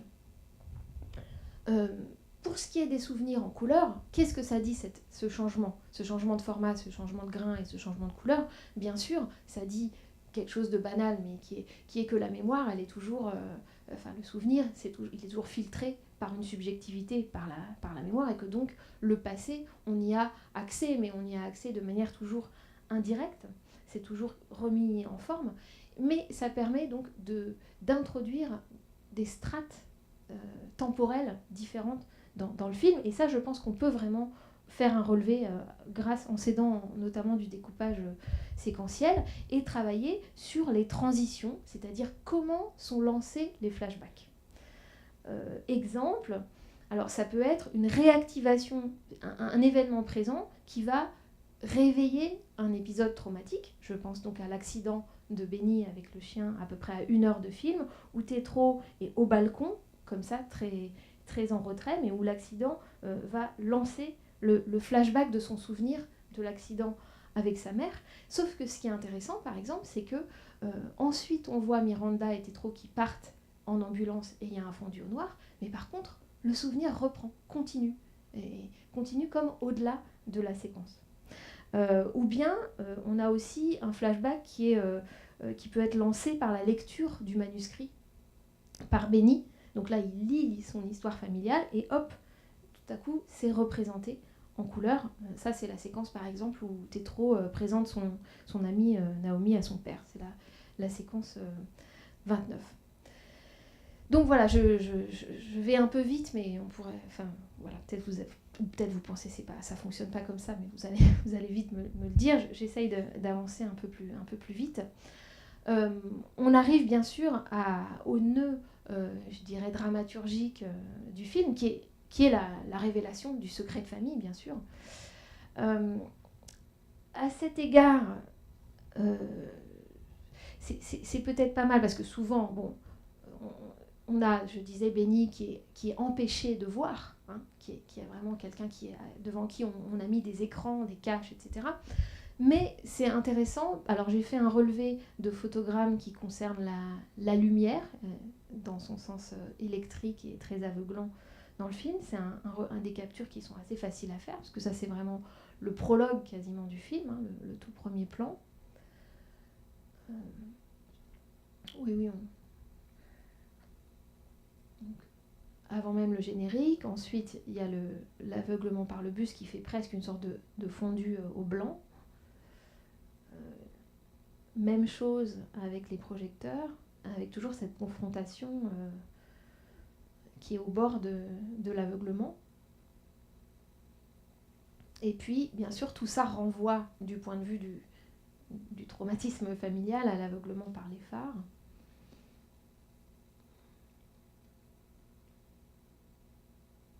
Et là, c'est le moment où Tétro, éclairagiste, dit en cet instant « ma lumière est la vérité ». Hein. Alors, oui. Ce qui est intéressant sur cette idée de porter au jour un secret, c'est que en fait, c'est inversé a priori dans cette occurrence de la lumière aveuglante. C'est-à-dire que en quoi être trop près de cette lumière fait que, enfin, c'est absolument fatal, comme dans l'accident. Finalement, que fait Benny ? Je pense qu'il fait une série d'exhumations, puisqu'il va ouvrir la valise, sortir le manuscrit, il va faire du manuscrit une pièce mise en scène, mise en lumière, et en plus, cette pièce, il la met en lumière en l'inscrivant au festival. Donc il y a vraiment une mise au jour. Et lui, donc, est dans un processus de dévoilement. Mais Tétro, lui, est plutôt dans cette idée de toute lumière et surexposition. Et toute lumière est déjà trop forte. D'ailleurs, c'est toujours de la lumière artificielle. Donc là, il y a une sorte de passage de relais entre eux, entre la lumière qui aveugle et la lumière qui, au contraire, est de l'ordre de la mise au jour. Peut-être que ça se rejoint dans le feu à la fin. Mais en tout cas, il y a une sorte de contradiction entre ce que dit l'entourage à Tétro, c'est-à-dire ce que dit Miranda aussi, le succès va te guérir. Hein. C'est-à-dire que tu vas avoir de la reconnaissance, tu vas être mis en lumière, et c'est ça dont tu as besoin. Mais du point de vue du secret de famille, non. Cette exposition est une surexposition. Donc il va falloir le frère qui va déplacer cette problématique de la surexposition et qui va transformer ça véritablement en mise au jour de la vérité. C'est pour ça que je pense que c'est pas mal de fonctionner avec ces captures, parce que ne serait-ce que passer les captures des miroirs et puis les captures des lumières, on voit quoi ? On voit que Tétro est enfermé dans une sorte de petit théâtre, qui serait un théâtre mental, mais qui est un théâtre de souvenirs, de traumatisme, quoi. Et qu'il y a un point de bascule, je pense, dans le récit, c'est au moment où il est aveuglé par la lumière, les reflets sur les glaciers, et où il enlève ses lunettes. Et où là, à nouveau, la scène traumatique est lancée, sauf qu'elle est, cette fois-ci, mise en ballet. Il y a donc quelque chose de transformé par l'art et de médiatisé. Alors qu'avant, les lumières étaient pas directement liées à l'accident. Enfin, il était vraiment enfermé dans ce côté traumatique. Et là, on a l'impression que ça va permettre de transcender. Et puis, il y a cette passation, à ce moment-là, une sorte de contamination de cet aveuglement à Benny, avec l'incendie final.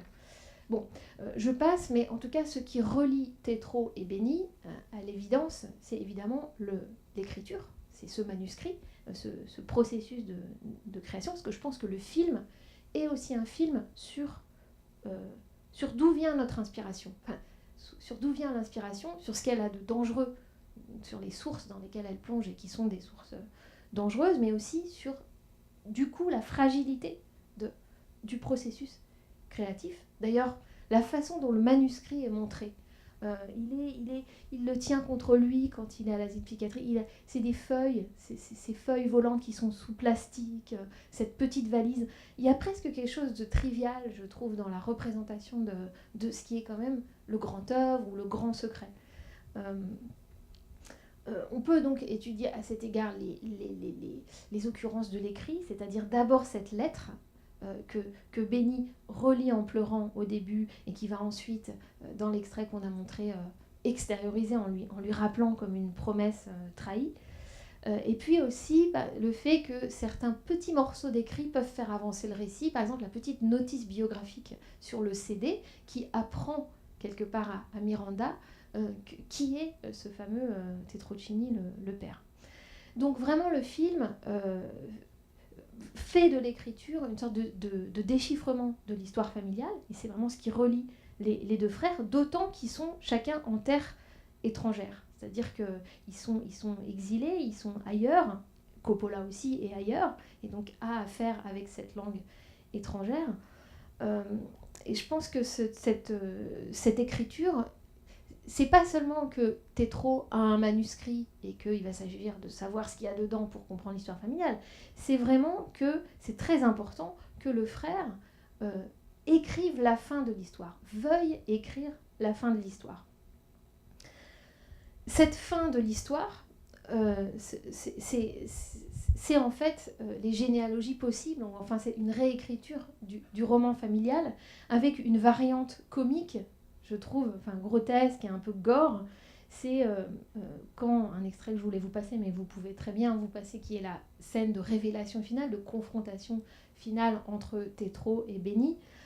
L'une des variantes possibles, l'une des fins du film, ce serait que Benny massacre à la hache Tétro, puisqu'il arrive quand même avec une hache accessoire qui d'ailleurs vient sans doute du premier film de Coppola en noir et blanc, Dementia 13, qui est vraiment, voilà, donc c'est cette espèce de petite touche comique et gore, c'est une variante, ça aurait été une fin possible, une fin alternative, disons.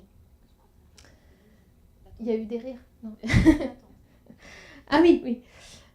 Oui, c'est-à-dire que ça menace toujours de basculer dans le passage à l'acte. Dans quelle mesure on peut rester à des questions de généalogie symbolique, psychanalytique, ou au contraire, c'est trop, et on va se massacrer à la hache. Donc, en tout cas, c'est intéressant de voir les évolutions de ce manuscrit, entre donc, un manuscrit à l'envers, etc. Ensuite, comment il passe à un texte saisi sur ordinateur par Benny, quand il est chez Abelardo, et ensuite quand il devient une pièce de théâtre, dont on voit certains extraits à la fin, et que toute cette mise à distance-là, c'est une mise à distance du traumatisme, qui est, disons, une sublimation en art, qui est, voilà, qui me semble très capitale. Bon, j'avais d'autres choses à vous dire, mais peut-être on peut en parler quand vous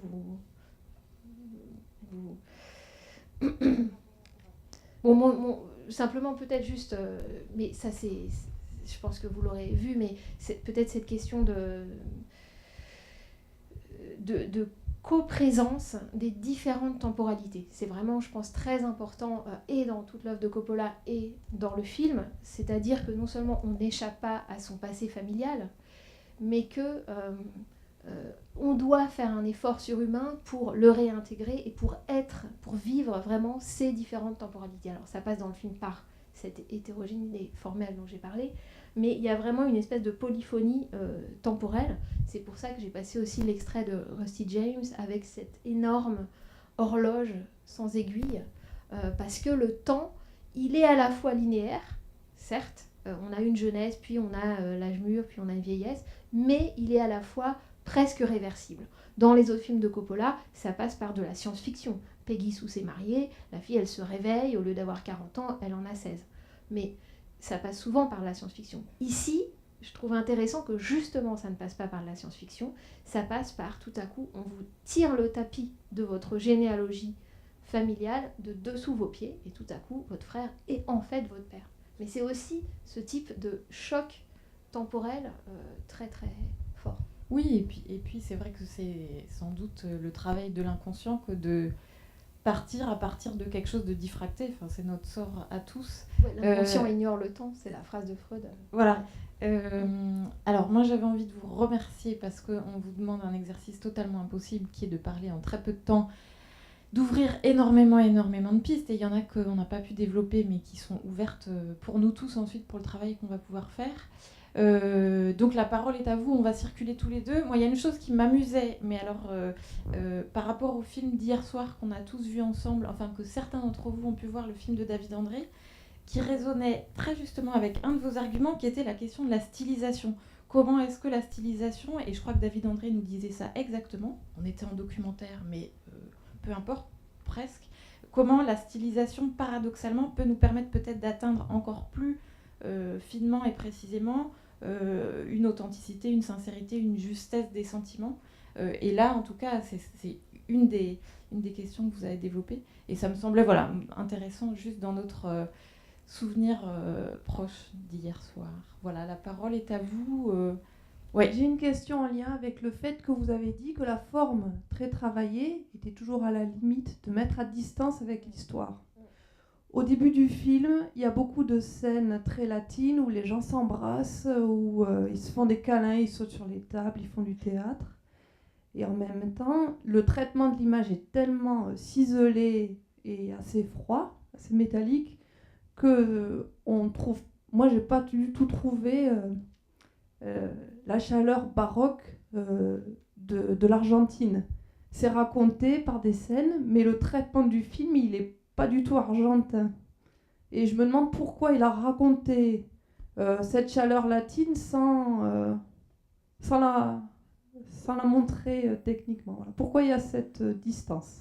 Alors pourquoi ? Moi je ne parle pas des intentions parce que voilà, les intentions après elles se perdent en cours de route, mais effectivement, après on aime ou on n'aime pas, mais il me semble que notamment dans la musique qu'il a commandée aux compositeurs argentins, il y a ce mélange dont vous parlez, c'est-à-dire qu'il y a une part un peu argentine, on pourrait dire exotique pour Coppola en tout cas, mais il y a une part symphonique. Et il y a une part aussi de design sonore, comme on a pu l'entendre dans Rusty James, où il y avait une musique qui avait été commandée au batteur de Police, Stuart Copeland, et où c'était des percussions qui faisaient penser au tic-tac d'une horloge. Enfin bon. Donc il y a toutes ces dimensions-là dans la musique, ça m'y fait penser. Dans l'image, effectivement, je pense que, j'allais dire, le but n'est pas de nous téléporter, de nous offrir un voyage, dans une immersion en Argentine. Pourquoi ? Parce que justement, Tétro, qui s'est exilé, il est en autarcie. C'est-à-dire qu'à la fois, il a une sociabilité, c'est vrai, avec ses gens de théâtre, le café, etc. Mais il y a une sorte de mur de verre qui l'entoure. C'est-à-dire que il ne s'est pas du tout fondu ni dans la langue, qui parle quand même très mal, ni finalement dans leur esprit, dans leur enthousiasme de théâtreux. Enfin, il y a quand même ce moment de rupture terrible où il a ce rire démoniaque face au metteur en scène et auteur de la pièce de Fausta, et où il dit d'ailleurs le langage est mort, et où là c'est vraiment la parole, c'est-à-dire non seulement ta pièce est nulle, mais en plus de toute façon, toute pièce est nulle, et même tout langage est mort. Et donc il y a une espèce d'excès mélancolique qui le coupe quand même du monde. Et je pense qu'il voulait commencer avec cet être coupé du monde, et comment les liens peuvent être recréés par ce petit garçon qui a l'air de rien et qui, en usurpant l'identité, en faisant semblant de faire un plagiat, parce que c'est pas du tout un plagiat, c'est une restitution en fait de son œuvre à son frère, va recréer ce lien. Donc pour moi en tout cas, l'image numérique, le fait qu'elle ait intrinsèquement une froideur, l'image numérique techniquement elle est forcément froide parce qu'elle n'a pas le flicker, elle n'a pas l'effet comme ça d'image, voilà, de scintillement, et ça on le perçoit nous très très fort, d'autant qu'on a quand même une culture de l'image 35, mais je trouve que pour le coup qu'elle est cohérente avec ce qui arrive au personnage et avec cette autarcie là. C'est vrai qu'on n'a pas le voyage en Argentine qu'on peut espérer, mais c'est pas un voyage en Argentine, c'est mental. Et d'ailleurs c'est une question de Coppola, même cinéaste, est-ce que il n'est pas enfermé lui-même en tant que cinéaste dans son imaginaire. Est-ce qu'on n'est pas enfermé? Est-ce qu'il n'y a pas quelque chose de solipsiste dans ce cinéma? Et donc je pense qu'il faut laisser la marge de manœuvre pour la critique, pour les élèves. Il ne faut pas la censurer, cette critique, qu'on peut avoir nous-mêmes, bien sûr. Oui, alors moi j'avais une question assez ponctuelle et puis une réflexion. Par rapport à la scène de danse de Miranda, c'est aussi le moment où le miroir est déplacé, est enlevé et puis remis. Donc est-ce que c'est l'appel d'air, l'ouverture, puis refermeture ou voilà. Et ma deuxième question était en fait une réflexion, une confrontation avec le soulier de satin. Alors c'est peut-être un peu présomptueux avec les élèves, mais dans le soulier de satin, on retrouve l'influence du kabuki, on retrouve une théâtralité qui est montrée, voire surmontrée, voire dénoncée. On retrouve aussi les problématiques de l'art total et puis de l'intime, puisque c'est finalement très, très autobiographique. Et je me demandais si tout ça, parce que dans le kabuki, ce qui pouvait intéresser Claudel, par exemple, c'était le fait que l'acteur ne revient pas. Et est-ce qu'il y a aussi cette même problématique de finalement... que ça soit le père, Tétro, Béni, ils sont jamais là finalement pour saluer au moment de leur œuvre. Et au niveau de la théâtralité qui est surmontrée, est-ce que c'est pas de la dénoncer pour créer un nouveau pacte avec le spectateur? C'est-à-dire on vous montre que c'est de la fiction, on surmontre tout ce qui est théâtralité pour finalement que vous adhériez, que vous alliez encore plus loin. Oui, on a dit que c'était de la fiction, mais vous allez nous suivre quand même parce qu'on l'a dénoncé, on est tous d'accord, mais on continue. Voilà, c'était mes deux interrogations. Oui, mais je pense que votre intervention est plus intéressante que la réponse que je pourrais faire. Donc, mais simplement sur cette question de l'art total, alors moins dans l'histoire de l'art et ce qu'a pu vouloir dire art total, mais je ne suis pas sûre que l'artificialité et la théâtralité, elle soit seulement dénoncée. C'est ça dans le film. Voilà. S'il y a une forme de catharsis... Voilà, surmontrer pour être... finalement, pour être assimilé. Assimilé, je dirais plutôt. Une nouvelle clause de pacte de lecture. Pas de lecture, je ne sais pas comment on dit, oui, je pense visionnage. Oui, je pense que les autres arts, et donc la danse, le théâtre, tout ce qui est théâtral, est quand même montré comme quelque chose qui est à la fois... une planche de salut, une sublimation possible de choses insoutenables, de situations intimes insupportables, et en même temps quand même aussi une menace formelle. C'est-à-dire que Coppola ne peut pas ne pas savoir. D'ailleurs, son premier montage faisait 3h30, et ensuite son collaborateur Walter Murch, il dit, finalement mon activité principale, moi, c'est de couper, vraiment, mais de couper au sens créatif, pas de couper des morceaux de séquences. C'est qu'il y avait de la danse, il y avait beaucoup plus de morceaux de ballet au départ. C'est-à-dire que le ballet, c'est pas un petit truc qu'il a rajouté, c'est vraiment quelque chose qui était au cœur pour lui de sa démarche, mais tout en sachant, je pense, lui-même que ça allait pas pouvoir rester. Il pouvait pas faire un film de 3h30 parce qu'il est dans une économie particulière, etc. Et donc, on sent que le côté chorégraphie, théâtre, c'est aussi presque une menace pour la cohérence du film. Je pense que c'est important de garder cette tension, et c'est pour ça que dans les réactions de nous, adultes ou des élèves, il peut y avoir un rejet de ça, c'est-à-dire que chacun a un curseur un peu pas placé au même endroit, et à quel moment c'est trop, à quel moment il y a un effet centrifuge de tout ça. Moi, je pense quand même que Coppola est assez fort, et notamment, il s'appuie beaucoup sur le jeu de Vincent Gallo, mais aussi de Marie-Belle Verdoux, vraiment le jeu d'acteur pour faire que ce soit pas centrifuge et que ça fasse film, qu'il y ait vraiment une cohérence cinématographique.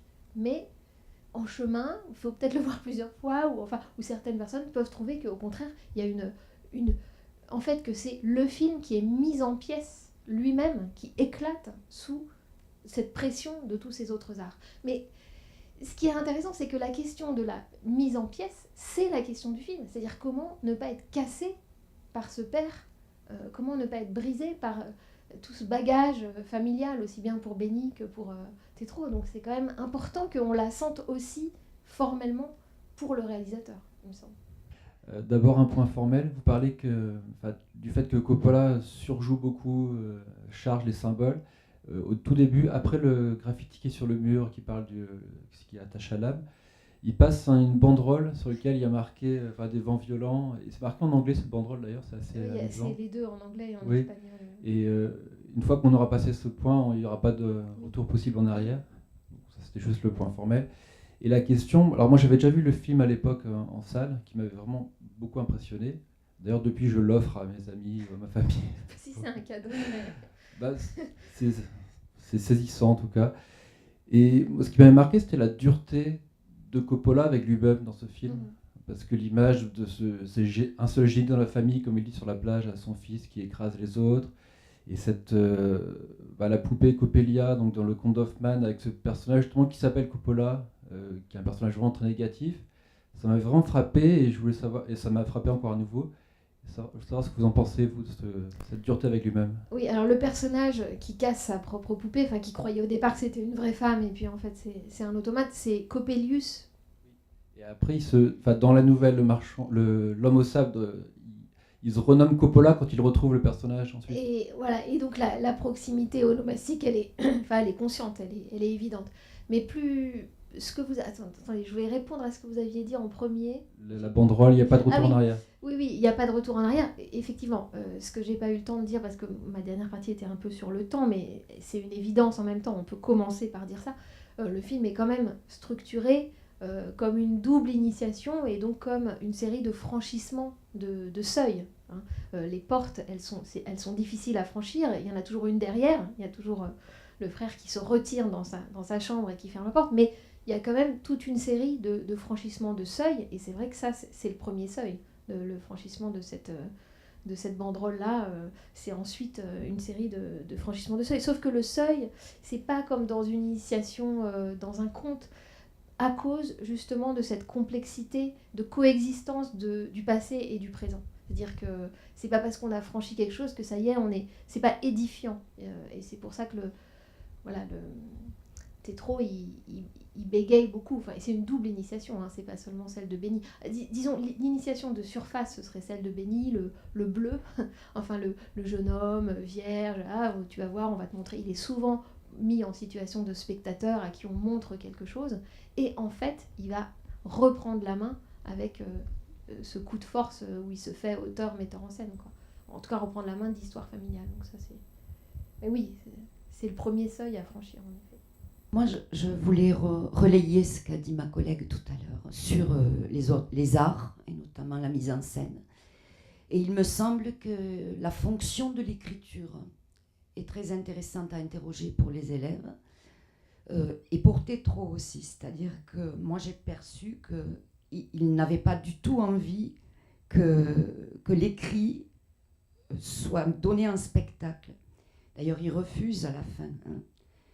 Et donc, il y a deux parcours initiatiques dans le film, me semble-t-il. Celui d'abord de son frère, Benny, par l'écriture, par le décodage. Et là, on va à la mise en scène nécessaire. Et pour Tétro, c'est l'inverse. Il y a donc cette forme de sagesse et peut-être de comparatif qu'on peut faire entre la littérature et les autres arts, à savoir que c'est quelque chose qui relève de l'intime. Et que tout ce qui est mis en lumière, mis en spectacle, c'est un peu une forme de... Le terme est peut-être un peu fort, mais prostitution, quelque chose comme ça. Et dans la mère, à la fin spirituelle, qui est tuée aussi, quand il lui dit « j'ai plus besoin de toi », j'ai l'impression qu'il a fait le tour pour lui. Oui, voilà. Alors, dans ce personnage de critique, Alone, qui était au départ un personnage masculin, c'est pour ça qu'il me semble qu'il est plutôt paternel, ce personnage, même s'il est incarné par une femme, et même si finalement c'est une femme qui le joue. Et Alone, c'est aussi lui-même en situation d'autarcie, et il va sortir de cette autarcie. De toute façon, Coppola, il dit lui-même qu'il est tous les personnages. Bon, enfin bref, on va revenir à la dimension biographique, mais cette question de sortie de l'autarcie, je pense que regarder les différentes occurrences de l'aveuglement, notamment par des captures, montre cette double logique du dévoilement, disons, qui serait simple, qui serait, il y a un secret de famille, bah voilà, on le sort et on l'expose et ça marche, enfin. Et quelque chose de plus complexe qui est qu'au départ de ce secret, il y a un aveuglement par la lumière, par le trop de lumière, par un père trop exposé, par un père qui est tellement mis en lumière qu'il écrase tout le monde, à commencer par son frère, puis ensuite ses fils, etc. Donc c'est vraiment une double détente, et ce serait trop simple si c'était juste juste portée au jour. Et c'est ça qui est intéressant, c'est effectivement que les deux s'articulent en contradiction, mais qu'il y a un moment où ça doit se rejoindre. Et il y a toute une série de plans où on voit Benny avec vraiment une espèce de bandeau de lumière sur les yeux. Et dans l'extrait que je voulais vous passer, je vous dis où il est à 1h40 du film, donc presque à la fin, c'est le moment où ils ont laissé derrière eux les applaudissements, justement, les prix, et on entend quand même les applaudissements derrière pour la pièce, mais c'est flou, et où ils sont dans le jardin, et où, en fait, Benny ne peut voir... Enfin, Benny voit en fermant les yeux. Il y a vraiment presque une représentation de voyant antique, quoi. Mais au cours du film, il y a plusieurs plans où on voit avec vraiment un bandeau de lumière qui se pose sur ses yeux. Et où donc, à chaque fois, c'est en fermant les yeux qu'on voit. C'est dans cette contradiction-là qui est... Je reviens à peu près sur la même chose, hein, puisque justement, ce dont je voulais parler, c'était effectivement de ce personnage de Lone, quoi. Cette femme puissante qui est quand même très, très surprenante. J'avais vraiment énormément de mal à comprendre. Et aussi, une question, je pense être complètement à côté, mais bon... j'ose tout de même, la problématique de l'Amérique du Sud et justement de l'Argentine, les parricides, est-ce qu'il y a une culpabilité, enfin bon... Ah oui, politique. Oui, politique. Ah oui, oui, sans doute, mais ça, ce serait à creuser, les parricides. Vous avez raison, on a le droit de voir la dimension argentine, même si Carmen Maura, elle n'est pas argentine, à ma connaissance, elle est espagnole, et qu'elle transporte aussi, en tant qu'actrice, plutôt le cinéma d'Almodovar. Et justement, dans ce qu'il a d'outré dans la famille. Les films comme Tout sur ma mère ou autres, enfin des films où il y a des trucs généalogiques, des retournements familiaux, mélodramatiques très forts. Et je trouve que choisir cette actrice-là, d'abord en faire du personnage au début masculin un personnage féminin, c'est déjà un changement, mais ensuite, avec cette actrice-là, ça porte... encore d'autres choses qui décalent un petit peu, enfin qui enrichissent peut-être, mais qui compliquent la chose. Sur Alone, moi j'ai été surprise de la réponse, je ne sais pas si de la réponse de Tétrault, quand elle dit voilà, enfin, il me semble que tu es arrivé à maturité et donc je te remets ce prix, et en plus c'est le prix du parricide, donc normalement c'est parfait, voilà, le père enfin va mourir, il est en train de mourir pendant le prix, et en fait où il dit non, finalement ton jugement ne m'intéresse plus. Effectivement, il y a un effet de la boucle est bouclée dans le sens où on sort du régime du miroir. C'est-à-dire que Alone a été quand même le miroir de Tétrault. Quand il pensait qu'il pouvait être créateur. Et qu'il faut briser enfin ce miroir pour sortir de son solipsisme. Donc peu importe qu'il devienne ou non créateur, c'est son frère qui fait un coup de force pour finalement lui faire signer cette œuvre. Mais par contre, ce qui est plus important, c'est qu'il qu'il surmonte son traumatisme intime.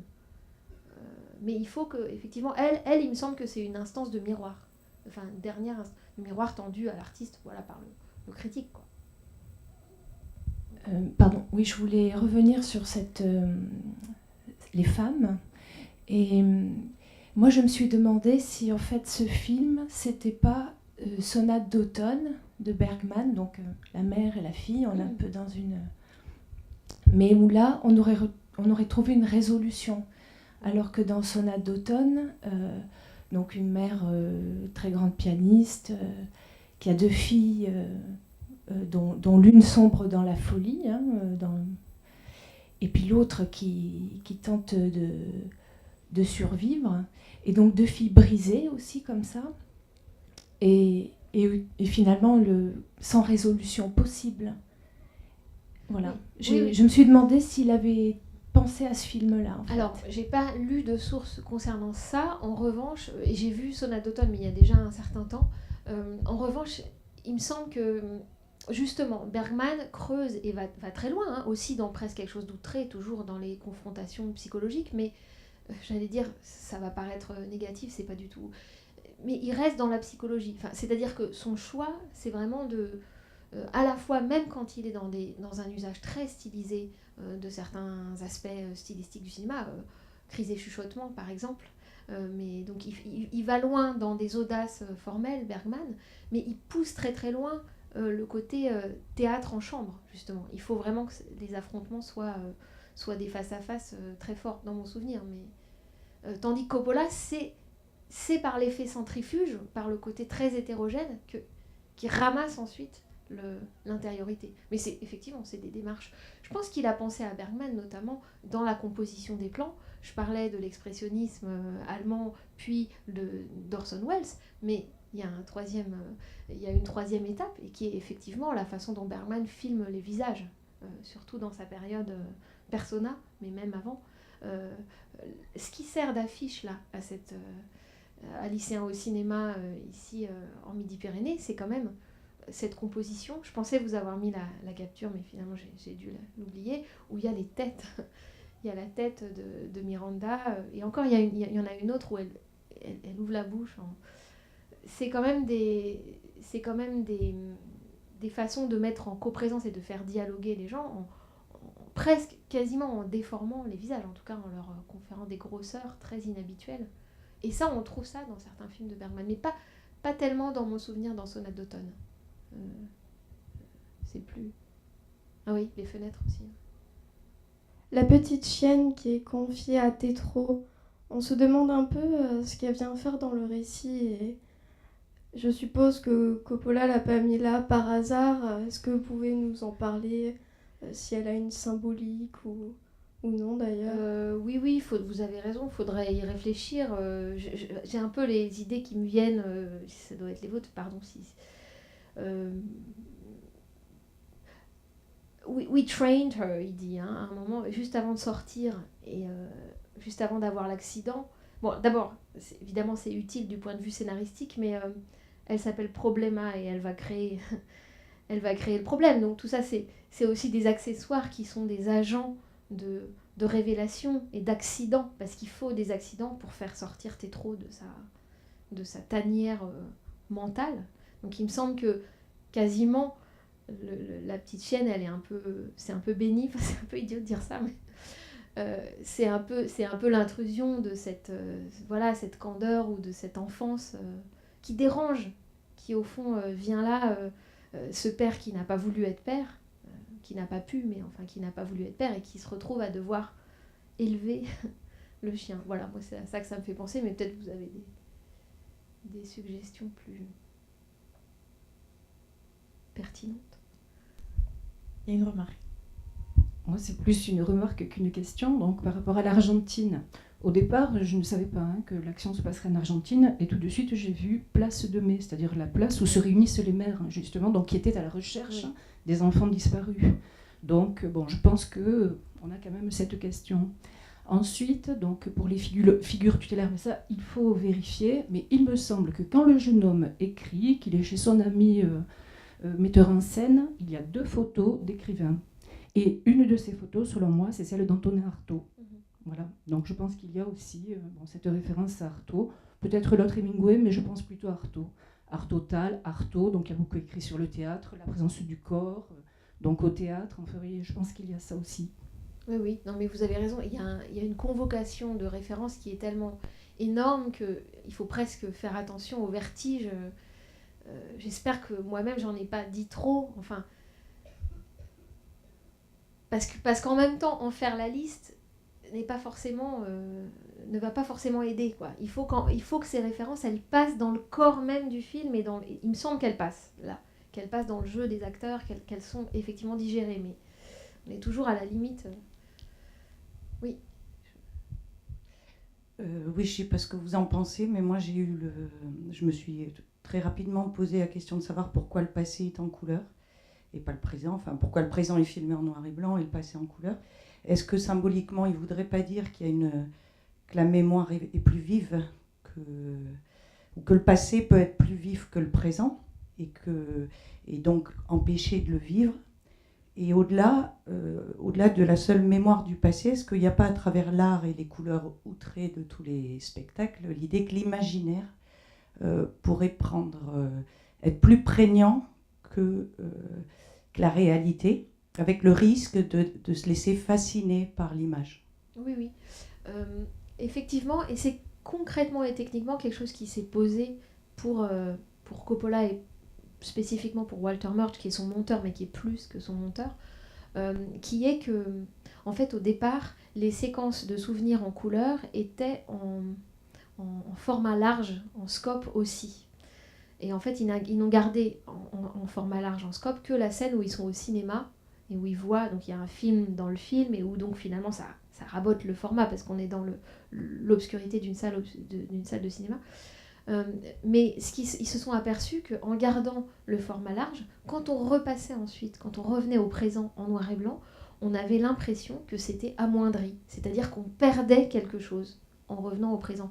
Or, le fait qu'ils aient choisi finalement de raboter, enfin de choisir des formats moins larges pour les scènes en couleur, me laisse penser qu'eux, ils ne pensent pas du tout le présent en noir et blanc comme quelque chose de moindre, enfin d'en dessous, de décoloré. Alors c'est pour ça que là encore, à mon avis, il y a plusieurs niveaux d'interprétation possibles. On peut dire d'une part que ces deux fils du père Tetrocini sont tronqués, brisés, enfin Tetro au lieu de Tetrocini, bon, sont tellement amoindris que finalement leur présent ne peut être que noir et blanc.